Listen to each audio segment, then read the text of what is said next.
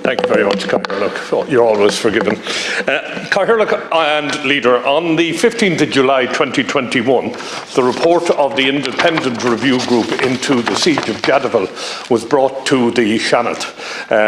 The Minister at the time was quite taken aback by the response he got to that report. To say it was welcomed coolly would be to overstate or understate the situation.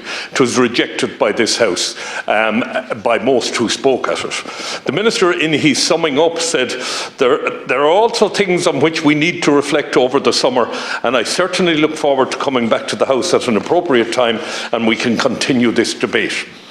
Sometime after that, the Minister signed a Defence Force regulation which provided for the award of a medal to Commandant Pat Quinlan, which nobody would disagree with. That DFR did away with the requirement for the person making the recommendation to actually witness the action, and it did away with the requirement for time. There was no time limit on it. So fine. As a result of that, Captain Noel Carey and two of his senior NCOs who survived Jadaville, Noel is the last surviving officer of Jadaville, resubmitted 34 recommendations for medals. I've got to make it clear here, Cathaoirleach and Leader, at no stage have any of us who have advocated for the treatment of people from Jadaville said medals must be awarded to A, B, C or D. What we have said that they must be entitled to an independent medals board.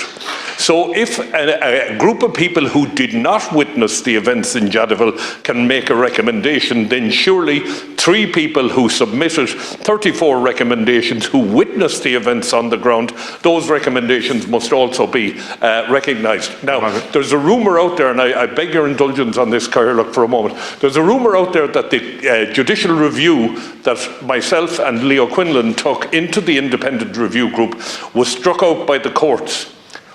We agreed to strike out the case because the Department of Defence gave us what we looked for, except for the fact that the independent review could not be adjudicated on by the courts because it's not a statutory report.